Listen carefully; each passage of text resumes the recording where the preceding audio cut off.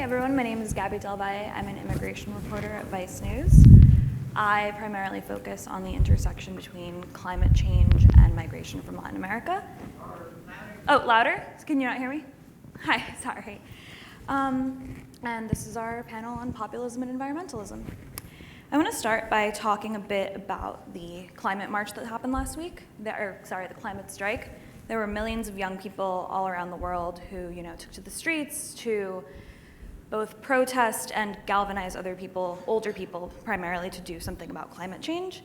And it was, for the most part, a bottom-up movement by disaffected young people who feel like the elites, people in power, aren't doing enough to protect the planet for them and for their continued survival. It was optimistic. It was, what's the word I'm looking for? It was, they haven't really given up. They haven't fully accepted the reality that, or the possibility that things may not be fixed. But at the same time, it was a movement driven by people who don't trust the people in power, who feel like they need to call on them to do something before it's too late. About a month and a half before that, on the far left, or on the far right side of things, a gunman in El Paso killed 22 people in a Walmart. And he specifically chose a Walmart in a Hispanic area because he said that he needed to do something about the overuse of resources, overconsumption.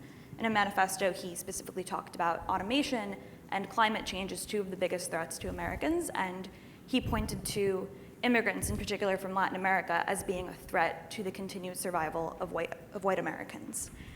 And these are obviously very different approaches to looking at climate change, to looking at solutions for climate change. On the one hand, you have a largely peaceful movement of children, like begging scientists, begging politicians to do something about climate change. And on the other hand, you have someone who thought or who believed that the only option was to murder people to send a message. But in both cases, there is a disaffection, there is a distrust of elites, there is a feeling that drastic action needs to be taken. And although there were different ideologies, there were different tactics, different outcomes, both the shooter and the children who were marching were driven by disaffection. And the question here is, what happens when large amounts of people believe that elites have failed them? What do they do? What actions do they take? And how do they envision a world where, sorry, I lost my train of thought. How do they envision solutions to the problems facing us, facing the climate, facing the environment? Sorry, I don't know why I'm so nervous. Oh my God. Yeah, I will let you guys take it from here. Thanks, Gabby. So what I want to talk about, I have a slide. I don't know if the slide was prepared. I have one slide. There it is, avocado. This is not going to be, I'm not going to talk about avocado toast, I promise. What I want to talk about is, I think, a break that we are on the verge of seeing in the way in which the political architecture of the debate over climate change is set up. Basically, for the last generation, the basic dynamic in climate politics, particularly in the United States, but the conservative versus liberal argument has really been about people who embrace the reality of climate change and the science that goes with that versus climate deniers. And on the liberal and left side of the spectrum, the view has often been that if we could only get the right and conservatives to accept the science, that would change everything, because they would therefore have to accept all of the things that we talk about, the climate justice that was referenced in the opening keynote, and so on. We would get things like, a Green New Deal or elements thereof, and so on. And what I'm here to suggest today is that there's actually another possibility. By the way, there have been dissenters, right? You have people like Bjorn Lomborg who have, accepted the reality of climate science, but said maybe we don't need to prioritize the kinds of things that many people in the climate activist movement want us to prioritize. But for the most part, it's been a climate denier on the conservative side situation versus climate realism and the acceptance of climate science on the liberal side. I think that there's a possibility of something else, and I refer to this as avocado politics. This is what happens when the right, particularly the far right, drops climate denialism. I've been tweeting this hashtag Avocado Politics for about 10 years now, and it's a reference or it's a nod, I should say, to a concept in German politics of watermelon politics. How many people here have heard of watermelon politics? Okay, so watermelon politics was a term that was first coined, I think, in the 1970s or maybe 1980s to refer to the German Green Party. And the point is they were green on the outside, but they were red on the inside.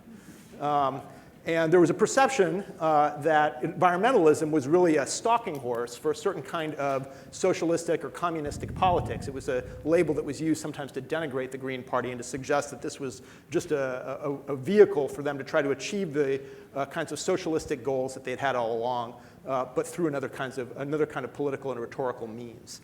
Avocado politics, I would suggest, is a similar thing, but it's for the right. It's green on the outside, but brown on the inside. This is what happens when people on the far right accept that climate change is happening, but don't necessarily accept the kinds of political solutions that the watermelon politicians have proposed for it. And so let me just lay out a little bit of what I think the avocado politics is likely to look like. What are the features of an avocado politics? So you accept that climate change is happening. You accept that it's anthropogenic in nature. You accept that carbon is the primary cause of it. You look at that pie chart that we got in the previous presentation. But what you also are committed to is the fact that that 19% that the United States has and maybe the 13% that the European Union has, that's got to stay. Because the white people have to keep consuming the way they want to, and the kind of lifestyles that white people have in North America and Europe need to be maintained, and the carbon-centric lifestyles we have can't change. So what do you do then?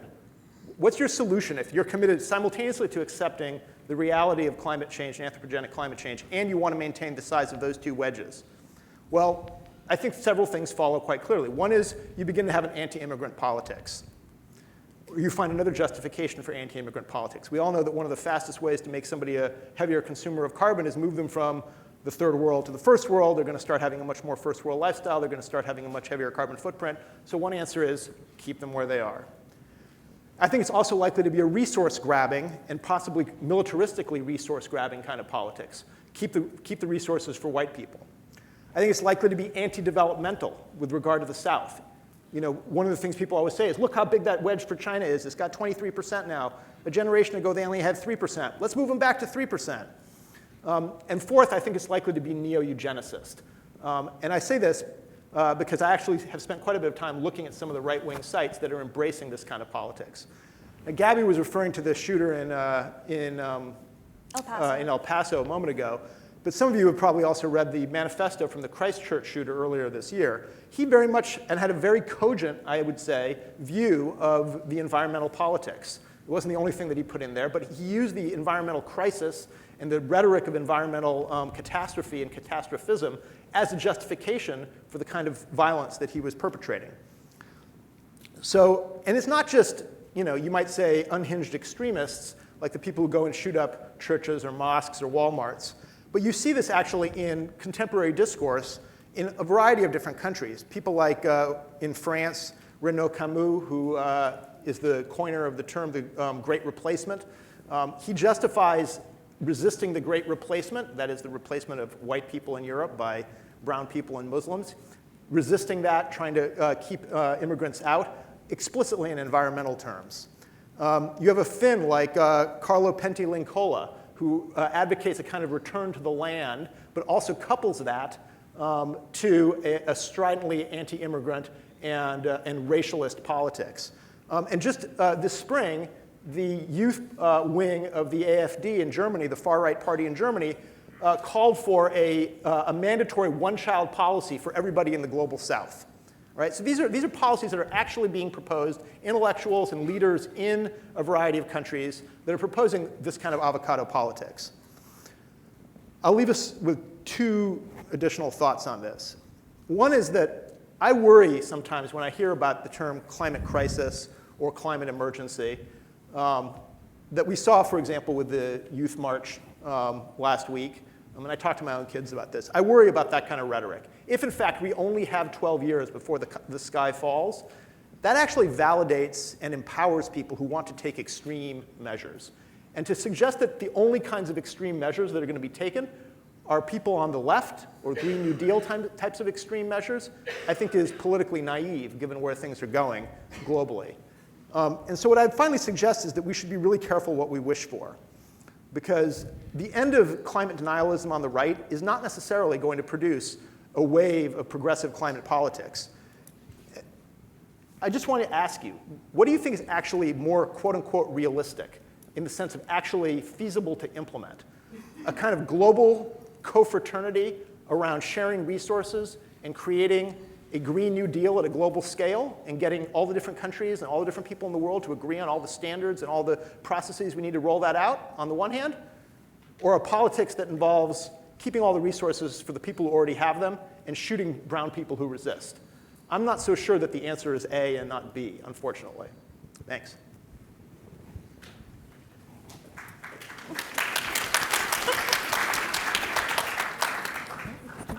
Thank you, Nils, for that nightmare fuel. My name is Lydia Bean, and I'm here to talk about an earlier era of conservative engagement with environmentalism, and that is, I'd like to take us back, if you will, to the late George W. Bush era, early years of the Obama presidency, when there was an active and optimistic effort to engage white evangelicals within the Republican Party as a way to create bipartisan consensus around an effort to pass climate change. Now, in retrospect, that may seem like a naive move, but remember, this was before the Tea Party. This was a very different era before hyperpolarization became evident. So in the mid-2000s, there was an active effort within the environmental community to regulate carbon emissions. And as part of this strategy, there was a recognition that we needed good partners on the right. And so the most logical counterpart that was identified besides sympathetic business interests were white evangelicals. So for those of you who may not live in Texas as I do, God's own country, white evangelicals are about 25% of the population. So it's a really important constituency, higher if you just look at the electorate. And they are one of the most important constituencies within the Republican Party. So since the 80s, there's been a symbiotic relationship that I studied in my book, The Politics of Evangelical Identity, available now on Amazon. There's been a symbiotic relationship between white evangelicals and the Republican Party, such that evangelicals have become an anchor group for the Republican Party. They deliver their votes for Republicans, and in exchange, the Republican Party has had to accommodate their views, moving to the right, for example, from a largely pro-choice party to becoming an anti-abortion party, prioritizing things like opposition to same-sex marriage. That relationship is really important to understand why Republicans do what they do. So environmentalists, recognizing the power of white evangelicals within the Republican Party, for ill or for good, made an effort to reach out to their counterparts within the evangelical movement who did share environmental views. And that movement was a nascent group of evangelicals who identified with a term they called creation care. So creation care was a movement, a very sincere movement that goes back to the 70s, evangelical intellectuals like Francis Schaeffer. So it has a long tradition. It wasn't invented by secular environmentalism, as it wasn't a grass, it wasn't an astroturf effort. There was an authentic stream of evangelicalism that was committed to creation care, but for different reasons than the sort of utopian or maybe, socialist or communist inspired veins of environmentalism, rooted in scripture, often wedded to a more pro-life or anti-abortion view, so differing, for example, with the, you find a vigorous emphasis on reproductive justice in some environmental movements, having a different, more socially conservative, more family-oriented view of things like that, and had grown up mostly focusing on encouraging environmental stewardship among evangelical Christians. Things like pollution, protecting endangered species, fighting deforestation, and protecting wilderness areas. But there was a new effort to actually push this evangelical movement. Mostly had been oriented towards stewardship and building a theological foundation, encouraging a personal devotion and piety that was that tended in a more environmentally friendly direction. And there was the effort to come alongside this small movement and to help them scale up and build the capacity to actually be part of a huge national policy push to pass climate regulations. So one of the key partners in this effort was called the Evangelical Environmental Network, which was created in the mid-1990s to be like a hub for the evangelical environmental movement to be part of a larger policy effort that wasn't just evangelicals. So in the 2000s, EEN, Evangelical Environmental Network, began an effort to integrate climate change into their work, which was a challenge because early evangelical creation care was oriented towards personal discipleship, the things that were a little bit more familiar. And as many of us know, climate change is a hard issue, in part because it is so large and global and seemingly overwhelming. So Jim Ball, who was a PhD graduate of Drew University, was the executive director. He made an effort to integrate a concern about climate change into the evangelical subculture. So their effort, their strategy they took was to take a grass tops approach, looking at key evangelical institutions, particularly evangelical colleges and universities, and an organization called the National Association of Evangelicals. And so the idea was to build, have a bunch of convenings where they would bring powerful evangelical influencers together, megachurch pastors, evangelical university presidents together, educate them on the concerns of climate change from, the familiar coalition language from influencers who had solid evangelical bona fides, to develop and teach a distinctly evangelical theology about creation care and about climate care, as they came to call it. And so the main targets for this effort were first the National Association of Evangelicals and an organization called the Ethics and Religious Liberty Commission, which is the public policy arm of the Southern Baptist Convention, which is the largest evangelical denomination in the country. So the idea was to win over support from the National Association of Evangelicals and to at least get neutrality out of the Ethics and Religious Liberty Commission to make sure they didn't oppose climate action. And so the effort began. And at first, the Evangelical Climate Initiative found a great deal of success. So they got support from a lot of the board members of the National Association of Evangelicals. They began to collect signatures of support for climate action from people like Joel Hunter, who was pastor of a multi-site megachurch called Northland in Florida. You may remember Rick Warren, who backed this initiative. So he's, at the time, one of the most famous evangelicals in America, author of The Purpose-Driven Life. And the effort made a huge media splash. I mean, the kind of earned media that a campaign can only hope for. And the head of the National Association of Evangelicals, at the time, Richard Cizik, was even featured in the May 2006 Green issue of Vanity Fair for his religious leadership on climate change. So at the time, it seemed very much that even faith-based environmentalism was having a moment, as they say. But it was not to be. As soon as the Evangelical Climate Initiative gained this kind of mass media coverage, a network of Christian right leaders forcefully attacked it.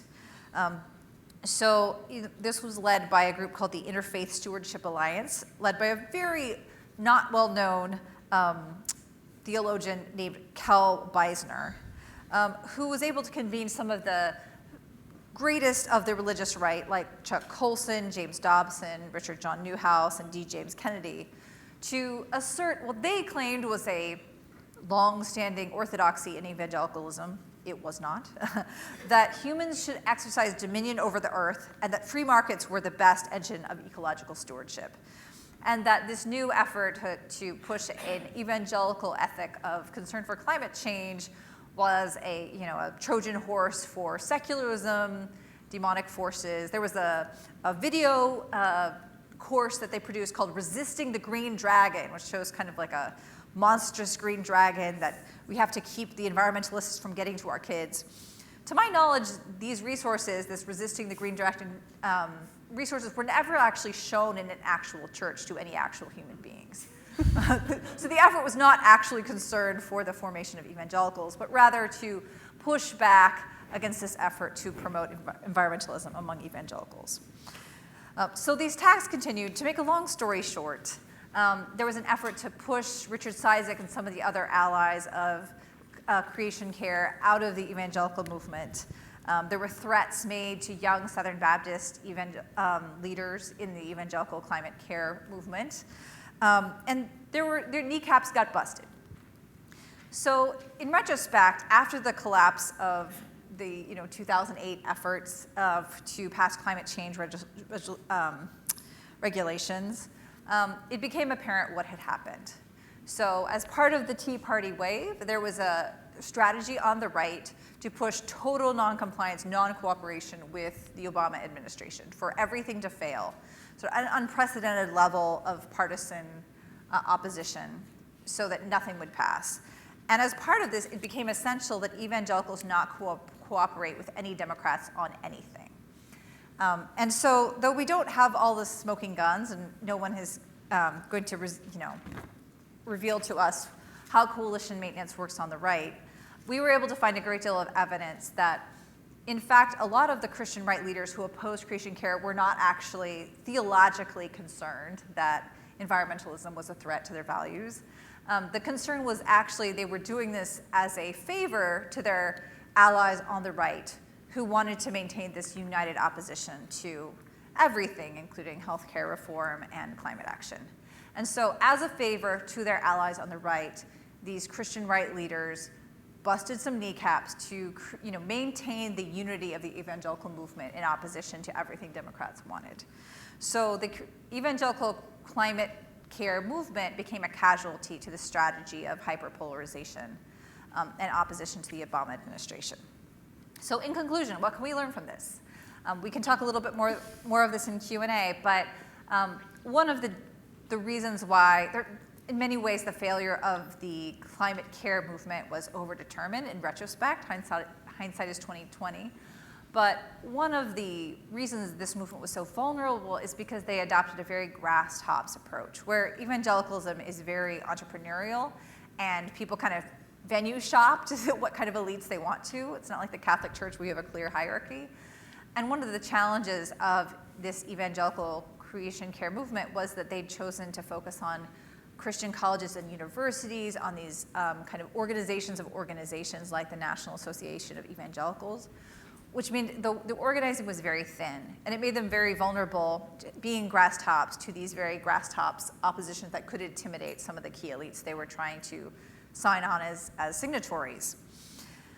And so it meant that very quickly, even though evangelical attitudes had been warming towards environmentalism, once the Tea Party and Republican outlets like Fox News started pushing this message that environmentalism was godless and liberal, we saw quickly that white evangelical attitudes towards climate action started swinging the opposite way just as quickly as they had come.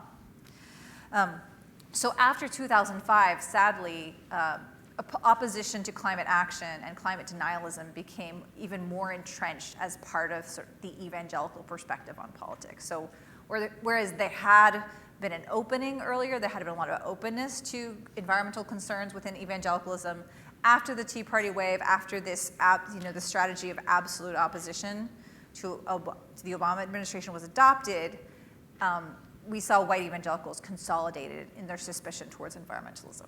So it wasn't a problem of theology, it was a problem of coalition maintenance on the right. So I'll stop there and move on to the next presentation. Okay, get up over here. Okay.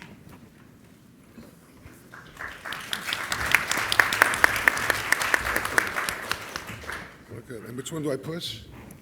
Okay, very good.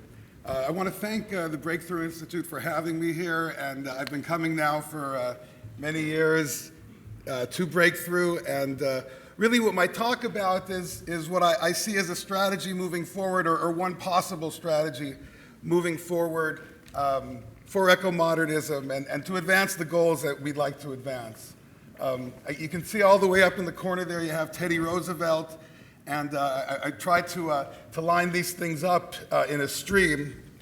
My idea being that if we look at the 20th century, it was populist candidates, populist political movements that led to the establishment of national parks, led to the establishment of the regulatory regime in the United States for environment.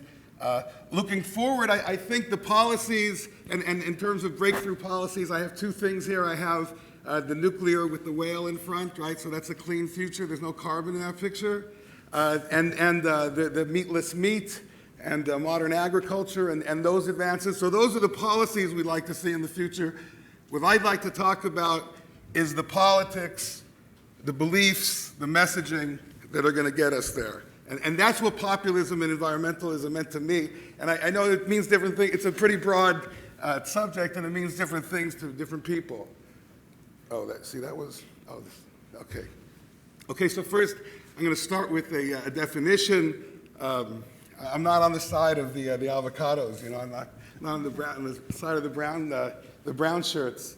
But a populist, the way I'm understanding it, and again, it can take on different meanings, is a political approach that appeals to ordinary people. And again, populism to me is more the ordinary people, which I guess has been misused in the past. But that's really, those are the people that vote, those are the people that are citizens. And they feel that their concerns are disregarded by established elite groups. So we have a couple of members of those elite groups. And to make it clear that when I say populism, I don't mean to be anti-science. I'm going to quote Richard Feynman, who really one of the great scientists of the 20th century, who said science is the belief in the ignorance of experts. And I think a lot of what Breakthrough has done is try to shine a light on examining what are some of the expert studies about renewable energy, about other things, and just to question them. Not to question whether science is valid, but to question the veracity of those things. So this is my understanding of populism. And again, trying to think about taking the ideas, the policies that we advance, and making them appeal to the broadest cross-section of people. One of the things we hear about a lot, I guess I can walk around. One of the things we hear about a lot with the with this movement and certainly in the zeitgeist is the Anthropocene, which is the influence of humans. But I think it's worth examining some of the beliefs of what are really what's the role of the anthropogenic or of the humans in the Anthropocene.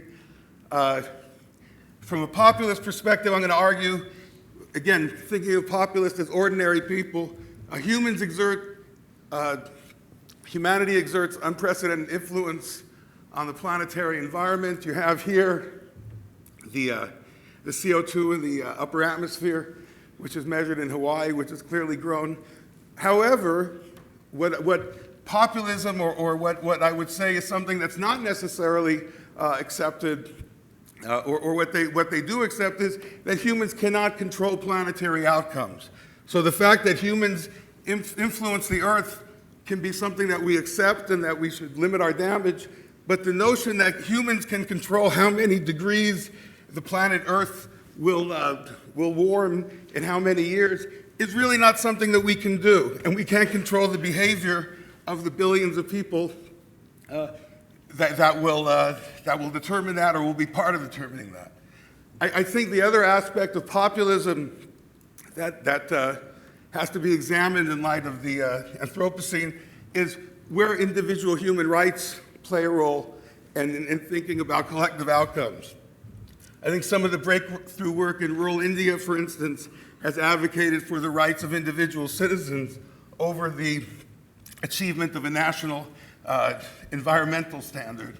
And I think also in the United States, this issue of individual human rights or individual rights versus collective rights has come out in some of the wetlands issues. So in thinking about, so this is really an example of some of the beliefs, I think, that may lay at the core of a broadened or a more populist, so to speak, eco-modernism. Thinking about political bedfellows. So when we think about eco-modernism, when we think about the environmental policies, again, we would like to be enacted, the kind of future we see that will actually reduce the amount of resources we use, reduce the amount of emissions that are come from industry. What are the themes that we're associating with that, achieving those ends? Does it mean, so I think something that Lydia spoke about was who's part of the coalition? So do we demand that the people that are part of the coalition pursuing an eco-modernist agenda, is there room for people that think seriously about God, family, and flag as worthwhile goals, and not necessarily cosmopolitan, but something that a lot of people believe in?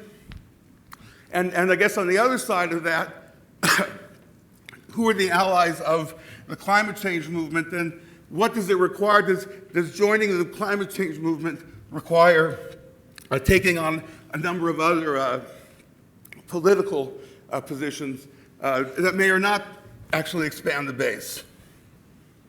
Okay. Almost finally, I think this is another aspect of it. And maybe it's called greenwashing in some senses, neoliberalism in other senses, but who do we represent, right? Who does eco-modernism represent? Rhetorically even. Do we represent the people that are the winners in globalization? Do we represent the losers? And I think that corporations certainly have been successful in sponsoring environmental activities and contributing in some cases to environmental activities, but in fact, whether the interests of the environment are represented by corporations or not, I think is a question that remains open. And where I'm taking this really is, I think that looking at the 2020s, there may be new opportunities to create something that eco-modernism did in the early 2010s, or in the 2000s actually, when Ted and Michael began. I don't know when they began exactly, but which was a milestone in that. Can the 2020s bring about a kind of centrist environmentalism after Donald Trump? And based on the fact that something that's more solutions-oriented and that's not as limited ideologically, so we can enlarge the tent. Thank you.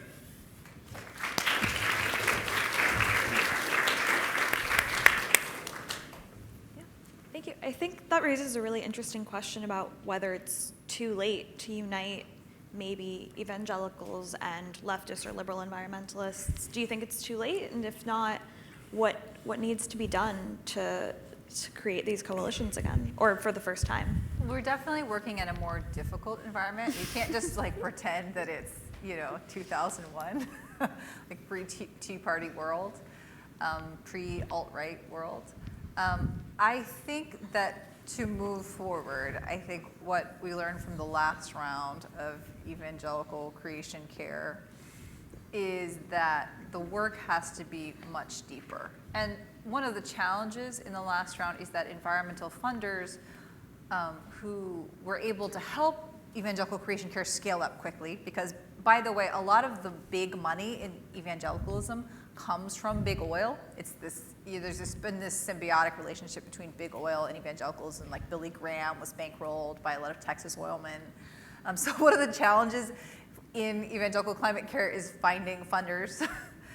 One of the great evangelical ministries funded because they have like an oil well on their land, and so they are self-financing. But if you don't happen to have that on your property, often they have had to scale up larger. They've had to have buy-in from more traditional environmental funders, which brings them, can potentially undermine their legitimacy, and also comes with strings attached from folks who just don't get it. But one of the tensions has always been environmental funders are always working with a policy in mind that they have to pass right away. And especially with climate change, this sense of urgency is so great that if they say, actually, it's going to take us 5 years to build the movement foundations that we need within evangelicalism to make this policy push, funders are going to say, no, we don't have 5 years. Don't you understand? The earth is warming now. And it's kind of this tension between the urgency of the situation and the need for immediate policy change, and the reality that you're talking about building a foundation for environmental action in the, across enemy lines. It's not going to happen in a 6-month ramp up, and the effort to sort of push that was what drove the evangelical climate movement to promising things that no human could actually deliver. And it's not like they wanted to have this grass tops strategy. It's just that was forced upon them by the exigencies of saying, we need, the secular environmental movement says, we need you to be a partner to deliver this set of signatures now. And they knew this wasn't building a lasting foundation for their work, but they really had no other choice in order to scale up. So they took the deal. The results are perhaps predictable. So the good news, bad news is I think it's never too late. There is, a younger generation of evangelicals who are more open than ever to environmentalism and who believe, much if you look at the public, the polling, young evangelicals are much more open, even though they're also socially conservative. They're still opposed to abortion, but they're also much more aware of the reality of climate change and feel a lot of urgency around climate action. So there, for example, there's Young Evangelicals for Climate Action, YECA. And I think that will continue to grow, and I think it's a really important piece, especially given the rise of these kind of alt-right, creepy forms of environmentalism. You could see the benefit of having a really strong pro-human, humanitarian, and Bible-centric version of environmentalism on the right that is committed to letting refugees in and who has a concern for human development in all countries, has a global sensibility and concern for human dignity, that's not anti-natalist in a creepy racist way. That's one of the strengths of evangelical environmentalism is they've never been anti-natalist. They're really strong. They're really opposed to eugenics. Good on them. Because they're working from a pro-life, from their perspective, a pro-life worldview. So I think there are incredible opportunities. The challenge will always be that it takes a long-term investment. One of the leaders in evangelical environmentalism tells me these funders, they want the fruit, but they're not willing to invest in planting the trees. They just want the fruit. And so they're not willing to invest in building the orchard. And I understand why that is, but that's just what it will take. Because the reality is that because evangelicals are a core anchor movement for the Republican Party, any effort to build something that bridges partisan divides in this climate we're in is always going to find intense opposition. So to overcome that opposition, there has to be a commitment to building a strong movement with its own roots that can withstand that kind of internal opposition from Christian right elites who are always going to put the well-being of the Republican coalition over theological orthodoxy and the well-being of evangelicalism. And that speaks to Ito's point about how maybe to move forward we should, if not embrace traditionalism, then at least not alienate people who have more traditional views on things like gender or family or the nation. I think it comes to the other side also to the extent that it's you're speaking about within the evangelical movement, but the environmental movement can come. Oh. The environmental movement can come halfway to meet changes if you get this kind of group within the evangelical movement, for instance. So. Yeah, one of the regrets that evangelical climate activists have is that they weren't more forceful in pushing back against some of the implicit assumptions within secular environmentalism about anti-natalism, a lack of concern for development, for access to affordable energy as a social justice issue, and I think that got lost amid the sense of urgency around the climate crisis. And that was one of the strongest arguments that the kind of climate deniers had within evangelicalism. Cal Beisner, who was one of the guys who led it, I interviewed this guy, and at first I thought he was just going to be a shill for the fossil fuel industry. But he's actually a very interesting and I think sincere fellow who's grew up in the third world, saw extreme global poverty. And I believe him when he says that one of the reasons he's opposed to climate action is because he's concerned about the cost of energy for the global south, which, Do I disagree with where he ends up? Absolutely. But I think that was one of the arguments that struck home the most as far as making secular environmentalism seem like an anti-human sort of foreign ideology. And that's one of the things that, that the creation care movement wishes they had really put human needs, for instance, the social justice and the justice for third world populations front and center as part of their argument, and push back a little bit more against some of these tendencies in secular environmentalism. And those tendencies come up in far-right secular environmentalism, right? Keeping people out, keeping people from having children. That's right. I mean, you might have noticed that a lot of the references I had for these avocado politics come out of European far-right parties. And that's not a coincidence. I mean, the evangelical preponderance of evangelicals among conservatives is a particularly American phenomenon in the global north. There's much less of that. It's not that there's none of that in Europe, but there's much less of that. And so the right in Europe tends to be occupied much more, and there's much more open space for the kind of far-right parties. I mean, I think there's an interesting question about whether there is movement, whether people who are currently evangelicals are susceptible to the kinds of appeals of far-right parties. There's a vigorous debate among political scientists about that. But I do think that if you don't offer some kind of a conservative, let's say kinder, gentler conservative environmentalism, then the kind of environmentalism that the right will embrace is, unfortunately, the avocado politics sort. Do you think that'll lead to liberals and people on the left having to make concessions to convince conservatives to join them? Or? I don't, my own personal politics on this is I don't think one should make any concessions to the far right. Maybe not to the far right, but to the non-far right, to the rest of the right. I mean, I do think that there is a way in which, I was mainly trying to address the issue of what I would describe as wishful thinking on the liberal and left side of the spectrum about what climate politics on the right might look like.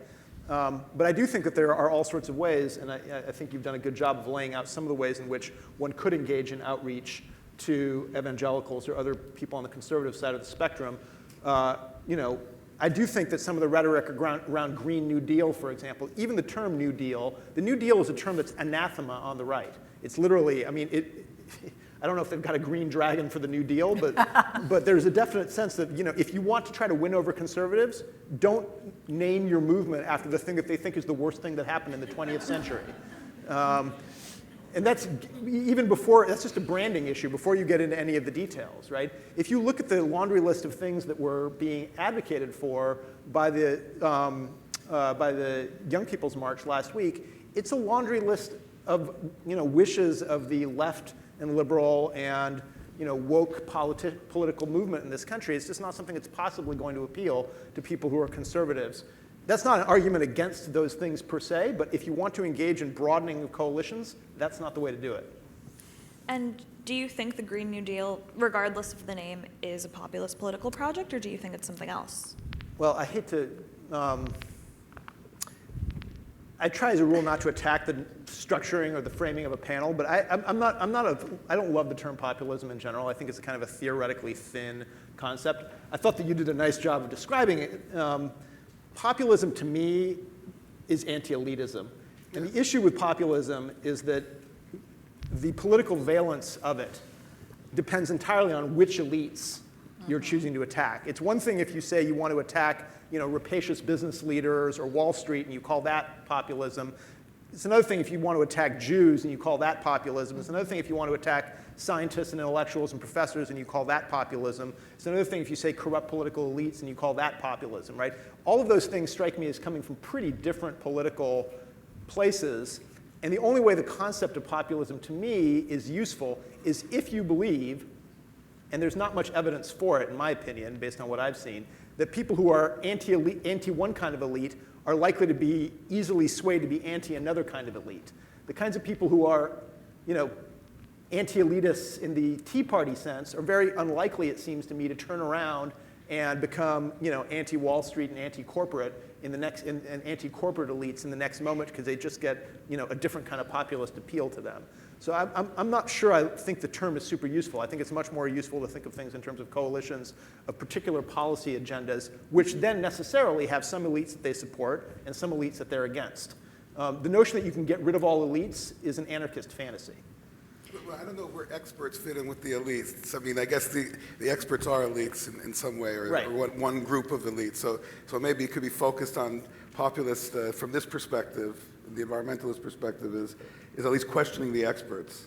Yeah, not so much the elites. Right. So I think obviously skepticism is as Feynman's quote that you have up there illustrates.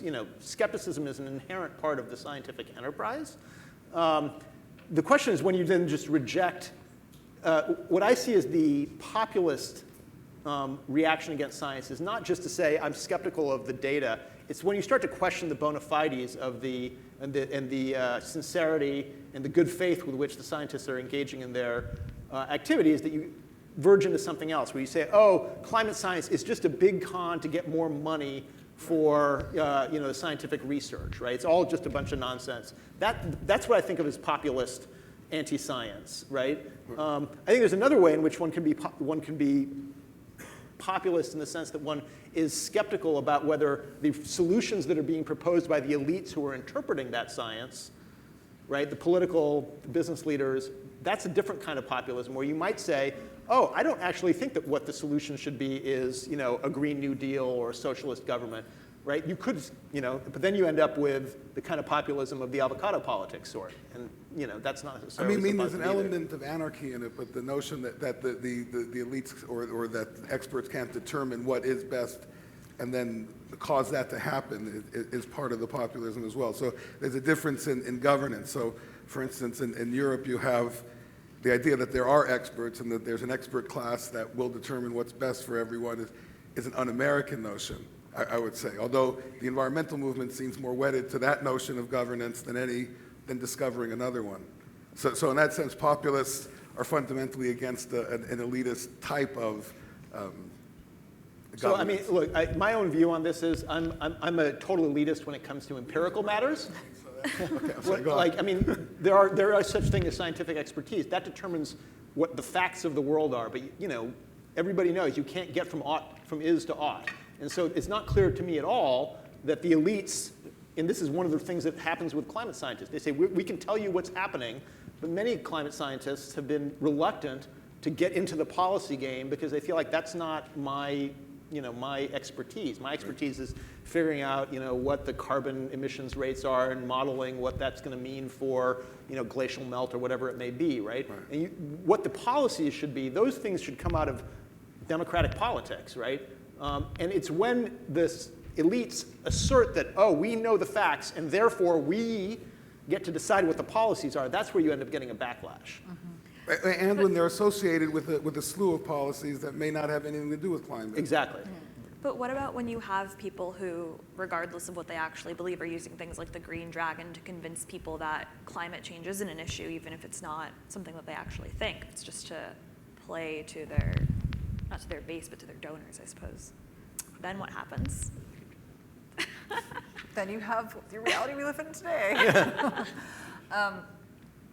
I think the opposition to environmentalism among evangelicals is more driven by what's happening in the Republican Party than by any sort of thing that's inherent to the religious movement or to the theology or theological trends within evangelicalism. That's one thing that's key to understand about evangelicals is that very often the tail is wagging the dog. So this makes sense when you look at evangelical support for Trump.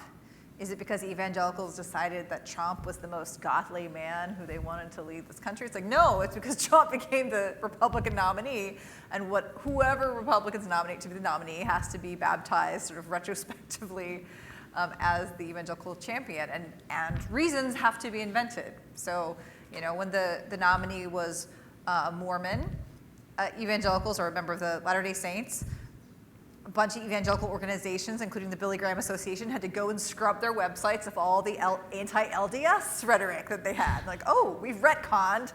Mormons are Christians now. Yay, we're all one big happy family. Why? Was it because there was some evangelical movement to be more tolerant and welcoming of LDS? No, it's because Mitt Romney was the Republican nominee, and so we've retconned, and evangelicals have always loved Mormons. We have always been at war, yeah. And the same thing kind of happened with environmentalism, and the same thing happened with Trump. So Trump's the nominee, and all of a sudden you see this change in attitudes. Formerly, evangelicals were the most likely to say that personal character mattered above all in choosing a candidate, because that was like formed by the Clinton era, where bashing Clinton, character counts, et cetera, et cetera. Once Trump becomes the nominee, he's this serial philanderer accused of sexual assault, rude and crude, and the antithesis to the evangelical family man stereotype. Well, then all of a sudden they have to completely change. Like, oh, new rule, personal character does not matter at all. We're just looking for a champion who'll be as ugly and rain down horror upon our enemies. That's all we want. We're just going to express our spite towards the libs. And that's what we evangelicals now believe is the most important known politician, as of 5 seconds ago. And that's the way things so often work among evangelicals. And so the challenge becomes, in a world where evangelicals and the Republican Party are so fused, the needs of the Republican Party and keeping that coalition together and winning elections often drive what's happening, I was going to say theologically, in quotation marks, within the movement. And the challenge for many evangelicals is this is toxic to the health, the sort of theological and moral health of evangelicalism. So, to that end, I was in a room of evangelical elites not very long ago, and it was a closed door meeting, but just the sense of horror and fear and the sense of of not being able to shepherd the flock in an environment where Fox News has more power to socialize and form their flocks than they do. So one pastor told me, who was in fact charged with pastoring many evangelical politicians in DC, told me, he said, I don't know how to pastor these folks. I don't know how to pastor them because I get them, if I'm lucky, 1 hour a week. Fox News gets them 10 hours. And that's the challenge we have today. So that seems to me to raise an interesting question. What is the chances that the evangelicals could break that affiliation with or block-like affiliation with the Republican Party? I mean, you've been discussing it. It's accurate that the evangelical movement in this country has been operating as a political bloc, but there's no necessarily reason why you couldn't end up having, some evangelicals going one direction and other evangelicals going another. I mean, as you pointed out yourself, it's a diverse movement. You can forum shop. So do you imagine that there might be a moment where there would be a split in the evangelical ranks and some evangelicals would continue to affiliate with the Republican Party and others would go a different direction? That's been a recurrent hope over the last 15 years. But the evidence we have is that young evangelicals, if anything, are more Republican than their grandparents. And the challenge, I think, to that right now is that abortion is, for many young evangelicals, a really salient issue, and voting for Democrats. If anything, Democrats have only moved in sort of consolidating, the older era of big tent politics on you can be a pro-life Democrat. That seems over now, it's fair to say. And as long as that is the case, which I see no forecast of that changing anytime soon, it's going to be very hard for young evangelicals. As long as opposition to abortion and support for criminalizing abortion is considered the orthodox position in evangelicalism, if that does not change, and if the Democratic, consolidation of a, pro-choice, abortion legal in all circumstances position, as long as that's the sort of required position for all Democrats, it's really hard to imagine that you could peel off a block of evangelicals.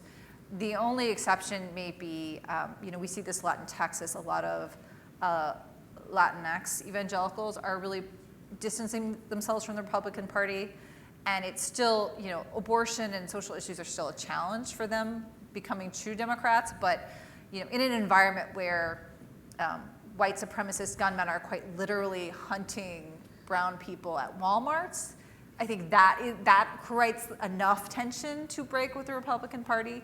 But for white Anglo evangelicals, I don't see any sign of a growing exodus towards the Democratic Party. Unless we go to something like multi-member districts where you have a third party that is socially conservative and economically progressive, unless we are in a completely different environment, I don't see any prospects for that happening anytime soon.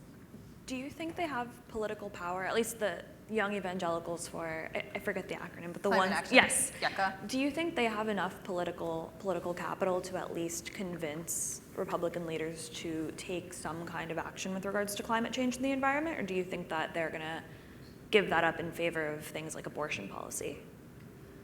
I mean, right now, the challenge is that so much that happens in the Republican Party is driven by fear of primary challenges. So that unless you have a movement that's big enough to push a sort of alternative Republican through a primary, it's hard to imagine them throwing their weight around within the Republican Party. Now, is that possible? I mean, I could imagine there have been cases. There's the new executive director of Brand New Congress is an evangelical who ran a Republican primary challenge for climate action, for a lot of social justice priorities. He's also anti-abortion. So there are examples of people running symbolic primary challenges, but as far as winning them, that would be the undiscovered frontier. I'd be curious to see if it's possible. I mean, 10 years from now, when millennials are, driving the electorate, maybe